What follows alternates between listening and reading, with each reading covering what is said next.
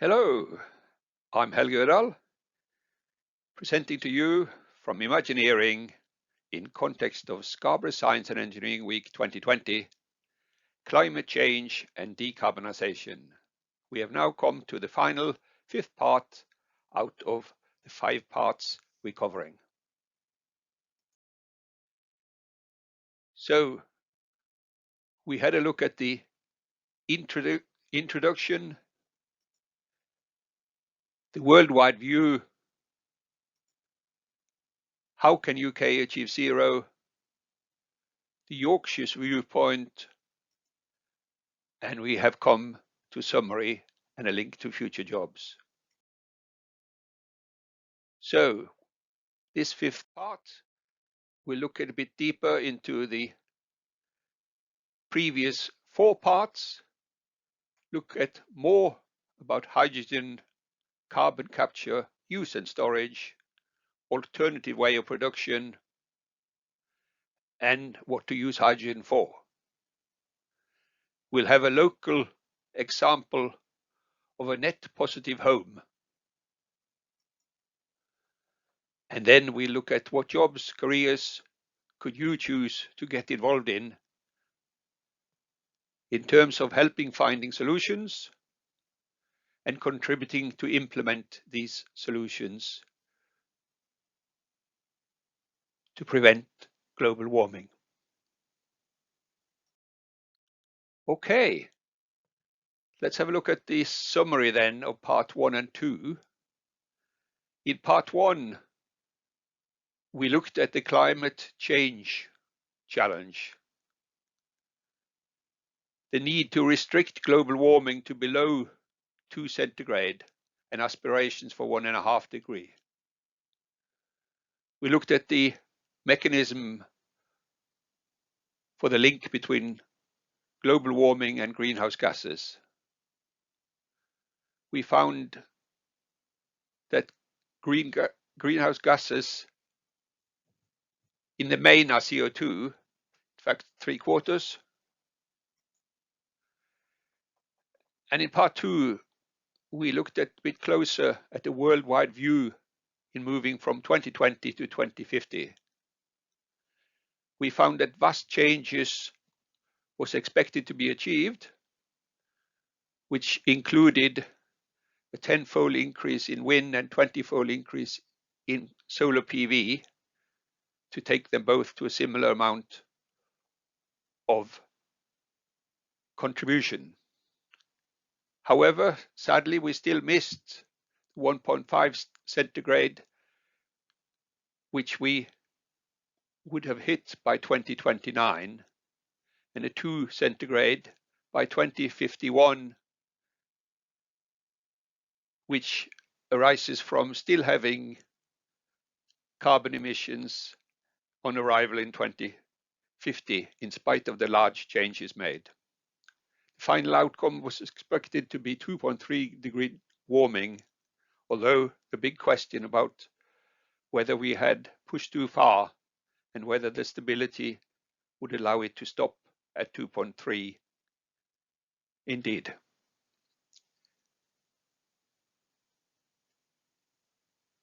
So we'd been failing to deliver enough and early enough in some of the difficulty parts.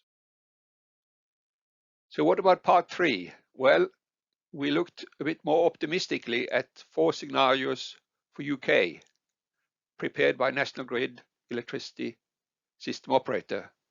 3 scenarios indeed delivered zero by 2050. They have the need for early and high volume of action of renewables, a massive input to reduce demand efficiency, including zero energy houses. The need to develop both hydrogen production and carbon capture and use and storage to receive the zero was critical. In part 4, we saw one option to deal with hydrogen, a Yorkshire-based option to make Leeds the first city converting from natural gas in its pipes network across to hydrogen, which would be, in this proposal, produced from natural gas on Teesside. And when the natural gas split by steam, the hydrogen would be used, but the carbon CO2 would be captured and stored. The rest of GB could follow, but for that option we would still need a large gas import. An alternative way to produce hydrogen is indeed just simply from water.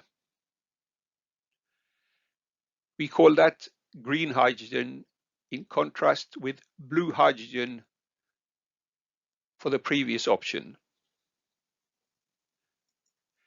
Recent reports have suggested that the cost of green hydrogen is falling much faster than expected. In fact, dramatically faster. And Australia considers exporting its sunshine via hydrogen. I'd just like to mention here that in my home country, Norway, moved to hydrogen on the south coast of Norway and supplied that for all car transport, but then removed it. So that was about a good 15 years ago, but then have already removed that from early unsuccessful periods when production of hydrogen from water with using clean electricity was too inefficient. There was too much losses in the process. However, in recent times, very large improvements have been made, and hydrogen now appear to be coming back again as a main energy vector for us. Going to our part 2, we looked at the world scene, and here we see in that scenario for 2050 a roughly equal provision from electrolysis from water and indeed supplied by fossil fuel. But the total amount, about slightly less than 25 exajoules, when compared with the 600 exajoules total demand, was too little to achieve the zero carbon by 2050. So what else could we use hydrogen for other than heating? So heating without CO2 is probably the biggest potential use of hydrogen, but its ability to be stored is clearly a major benefit to deal with countering the variabilities of renewable energy. What other uses do you think we could have for it? What types of transport could we use hydrogen? And what could it be used for in industry? This essential element of carbon capture and storage, or maybe adding the U to carbon capture, use and storage, as CO2 can be used in some processes. So in recent days, there's been news saying UK's first hydrogen train has begun its trial on the main rail network. Can you work out why using hydrogen for some trains would make sense? Why can't we just electrify all train lines? Here, going back to the global view again, we see that a range of different uses of that 24 exajoules by 2050. Manufacturing goods, iron and steel, base material for manufacturing, and road, maritime, and buildings also. We'll next move to the heating issue. Using less is the first issue. Here we see a map of Europe with different coloring, reflecting how much heat the average house in those countries lose. Where for the dark green, we have less than 1 degree's loss after 5 hours with a house with no energy use starting at 20 centigrade and 0 outside. By contrast, in GB, we lose 3 degrees temperature. So we have 3 times higher heat loss than the best. We need to get closer to the best and maybe even better than the best by 2050. So where are the losses in a house? We see here how it splits between roof, walls, windows, doors, and indeed on the floor. Here locally in Yorkshire, or indeed in Otley, a friend of mine has a house which some neighbors of his were calling the Ice Palace. Last winter, on a frosty morning, the cars were covered by ice, and so was his house on the frontage, whereas none of the neighbors had this ice on the front of the stone houses, in the terraced houses. Well, this is a house which now have negative energy bills and is a net positive energy house. It was not letting out the heat through the walls and therefore melting the ice, unlike its neighbors. So let's look a little bit closer at what had been undertaken previously of this 1880 built house. Heavy insulation installed, triple glazing installed, and then finished off internally. Some loss of space for the insulation. In the cellar, a water tank, 800-liter water tank to store heat, in addition to batteries.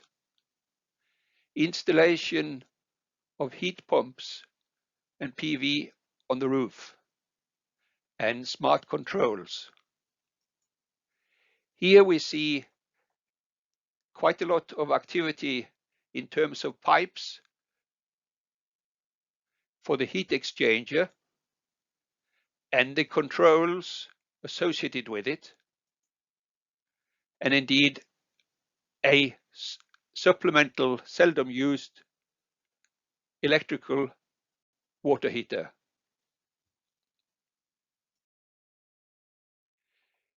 So having undertaken all of those tasks, we now turn to you.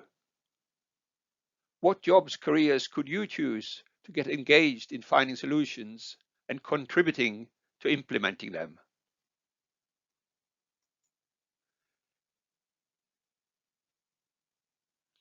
What would be useful to learn for future jobs?